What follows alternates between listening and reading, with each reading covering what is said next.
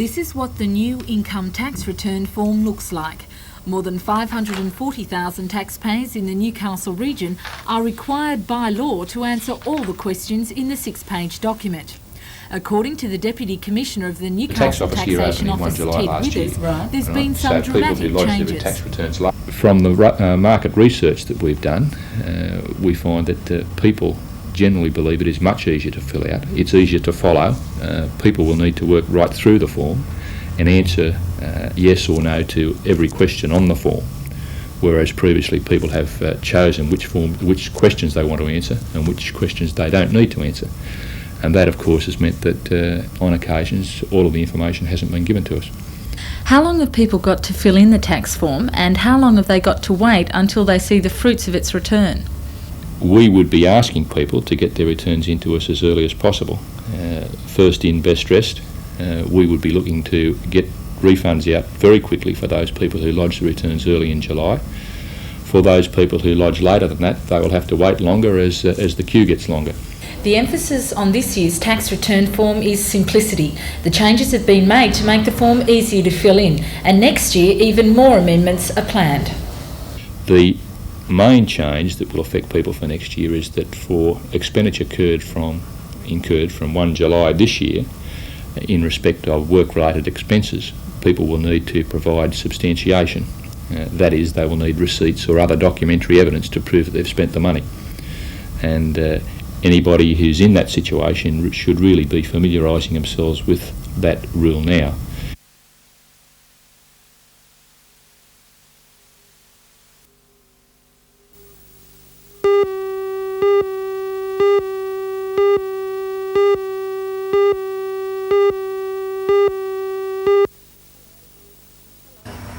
Hello, I'm Helen Hughes, and this is the Matcham Post Office near Gosford, which is set to close next Monday. Australia Post says it's not economically viable, but the residents say they want it to stay. Join Ray Deneen and Anna Manzoni for all the news tonight at 6.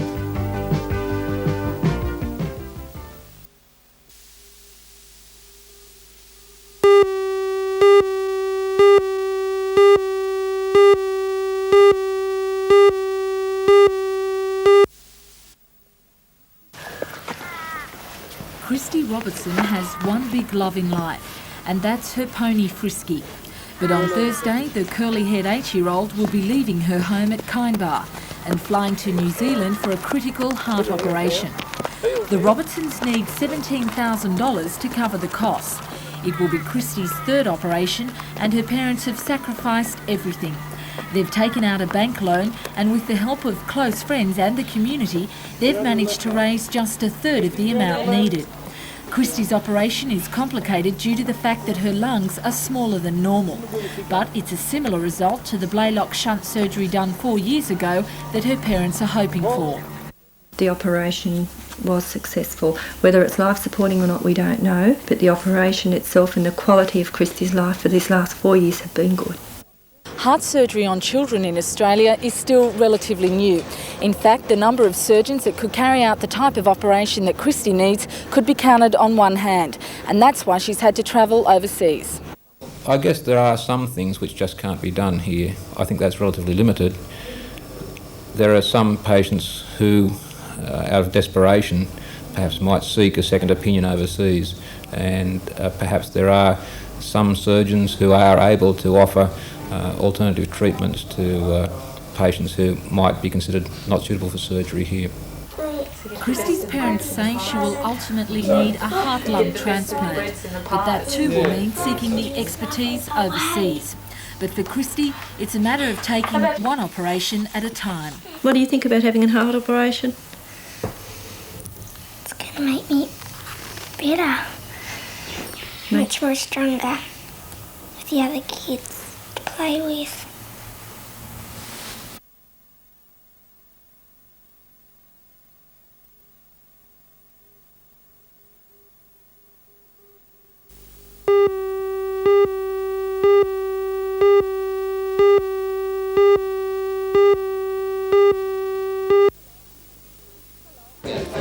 Hello, I'm Helen Hughes. A team from the University of Newcastle Medical School has finished a study on postnatal depression.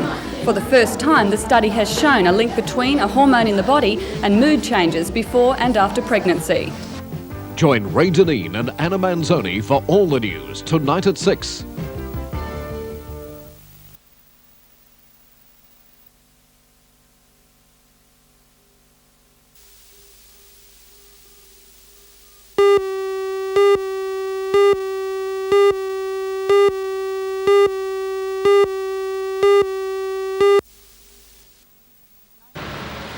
"97 women from the Hunter have taken part in the study during the past 2.5 years. A team from the University of Newcastle Medical School, including an obstetrician, a psychiatrist, a hormone specialist and a support staff of midwives have conducted the study. Levels of the hormone beta-endorphin, a natural substance which has similar properties to morphine, have been measured in the women before and after pregnancy. Mood changes have also been monitored through an intensive series of interviews. The first results are now available. According to Dr. Roger Smith, the study has established a definite link between the hormone and dramatic mood changes.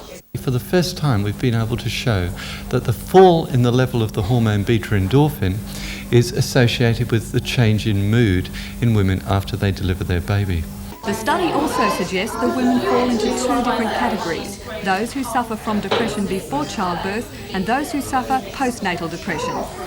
The group disturbed after delivery of the baby seem to have a hormonal cause for that disturbance, whilst the group that are disturbed before delivery, they seem to probably have a more environmental reason for their disturbance, social or other difficulties or previous experiences seem to be responsible for their disturbance.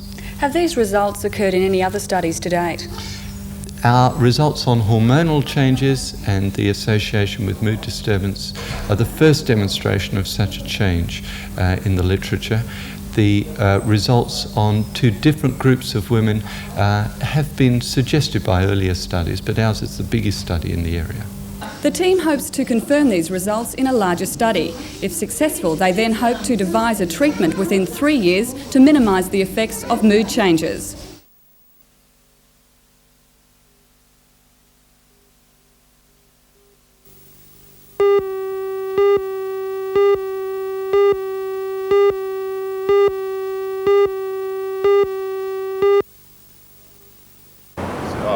Dennis Nichols of the Metalworkers Union said he's disappointed by the delay in implementing the pay rise, which amounts to wage discounting. It means a further 3 months waiting period for the costs they've already incurred, so that workers have really suffered a further 1.5% wage cut. Now, what about the superannuation? What that means, Ray, is that the strong workshops where they can get consent agreement with the employers will be able to get the superannuation implemented. Those that are not in that, haven't got that capacity, will have to wait a further 2-year period. And fight for it? There will be fights, yes. Hugh McCarthy of the FIA and president of the Metal Trades Federation said his union will begin to push much harder for general superannuation and will ask for talks with BHP on the matter next week. Well, we're prepared to push it all the way because we have a policy and we are convinced that this country should have a national superannuation scheme. And we feel that this is a first step towards that goal. Well, of course, you've been stopped a bit in your tracks today by the decision handed down. Just how disappointed are you with that?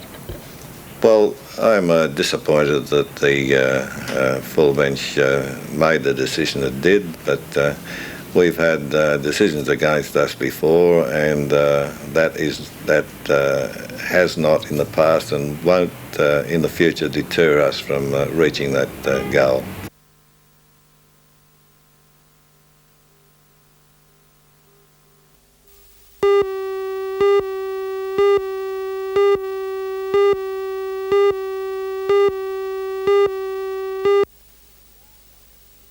Giles is going to get him on on the inside, State's but best Ranger drivers will as well manoeuvre as the in here. interstate hotshots will contest the No. heats and the 40-lap Giles got final him. to what promises to be a real thriller. Ranger back to Tasmanian third. Denzel Mead will be the Round one up to the watch, fourth, and here's coming John to the mainland Pinestay with to a big make his presence reputation felt. He's and a up to very fifth. professional crew.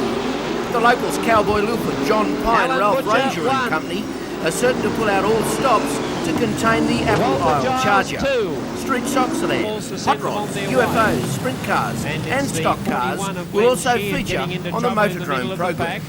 I think he went on his own, so too is the number.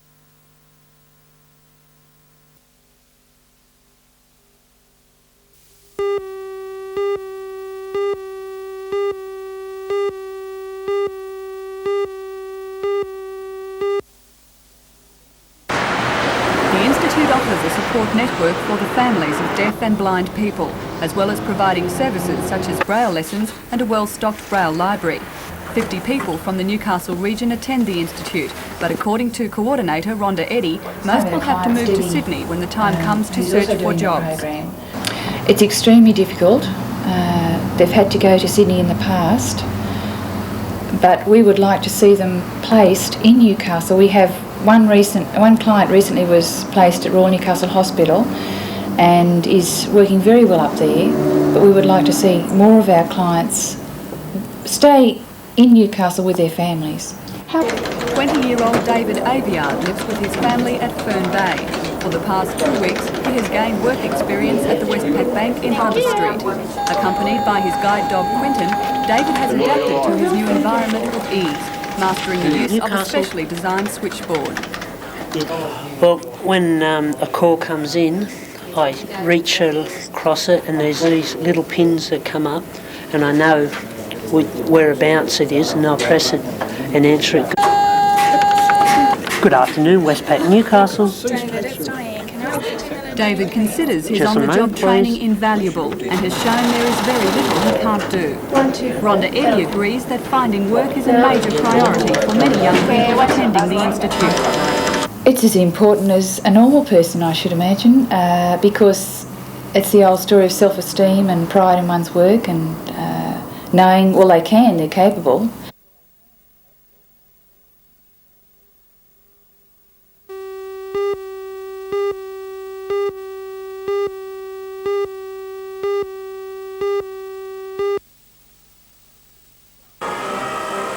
Garden City provided the first major welcome for the runners since they were flagged off in Canberra 2 days ago. The 20 runners, including one girl, are all members of the Australian Army. The relay follows Highway 1 around Australia and aims to reach the finish in Sydney by the 28th of September. The big fundraising effort is organised by the Australian Cancer Foundation and includes a support crew of 18 and a dozen vehicles. The relay will cost $750,000, but major sponsors are meeting the expense and all money raised from the public will go to cancer research. The Newcastle Committee of the Cancer Foundation presented relay organiser Barbara Mackay-Cruz with a cheque for $1,000 raised locally. She was also presented with a message from the Newcastle Committee for the Lord Mayor of Darwin, wishing that city good luck in its fundraising efforts. The aim is to raise $1 million. We're well over 10,000 now into our second day, so I'd say probably we'll make our million. I hope so. We're asking the people of Australia to put in $1 per head, which isn't very much, to ensure their life against cancer. The relay heads north from Newcastle tomorrow morning, and runners will be collecting donations along the way. Donations can also be given to any branch of the Commonwealth Bank or any local branch of Westpac.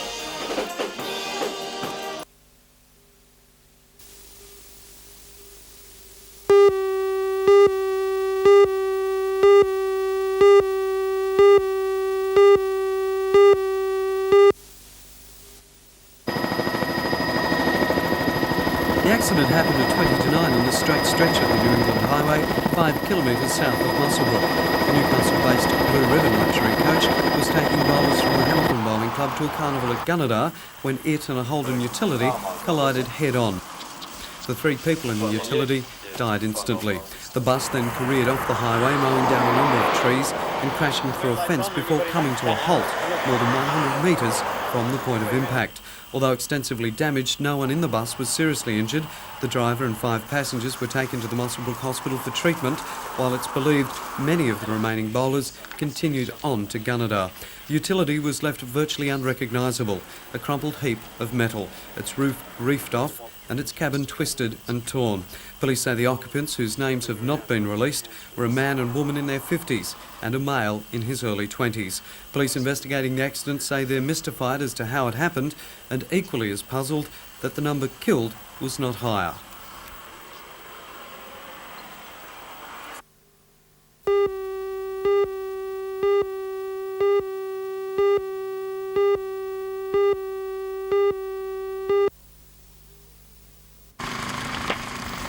Fire brigades were called to number 3 Swan Street, Swan Bay near Karua at around 2:10 this afternoon.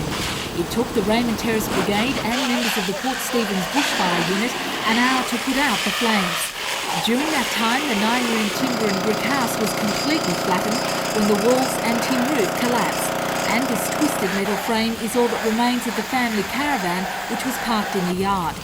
The house was unoccupied at the time. The owners are believed to be away on holidays. At this stage, the cause of the fire is unknown, but is being investigated by police.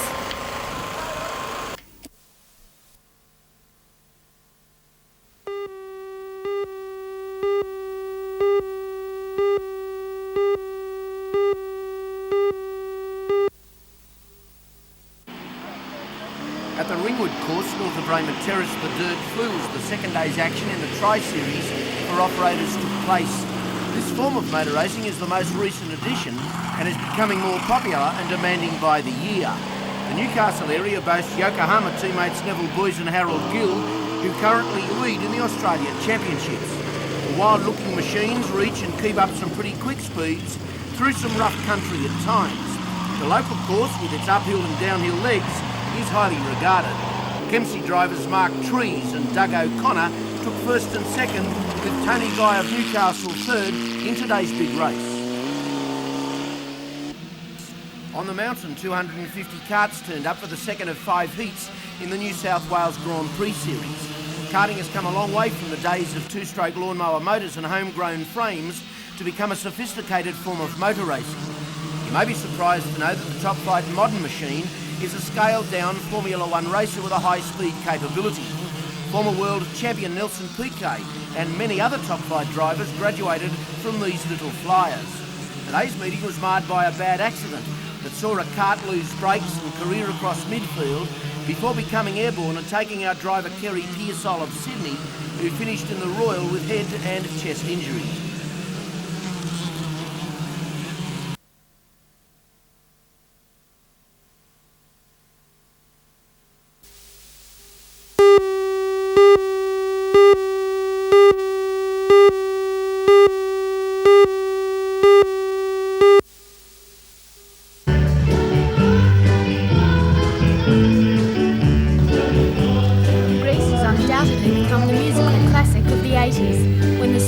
Waratah High chose to put it on as their first production in 5 years. Hundreds of them turned out for the auditions, which ended up taking 3 weeks to complete. Today, 18-year-old Darren Hall as Danny and 15-year-old Renee Smith as Sandy took to centre stage. There are 42 cast members and more than 30 behind-the-scenes workers involved in the production. The musical opens tonight and continues until Saturday at the Waratah High School Hall.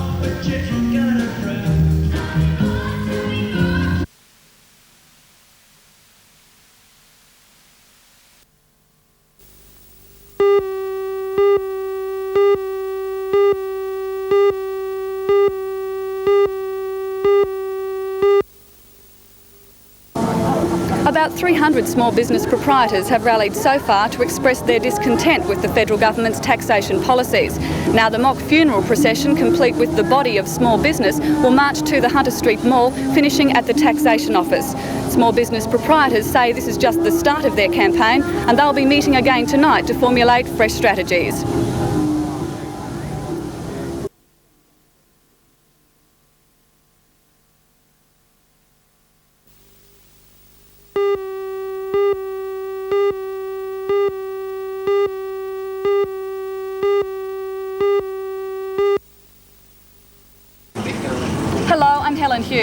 Hundreds of proprietors in Newcastle today held a mock funeral service to farewell small business. The proprietors say the federal government's fringe benefits tax is killing their livelihood. Join Ray Deneen and Anna Manzoni for all the news tonight at 6.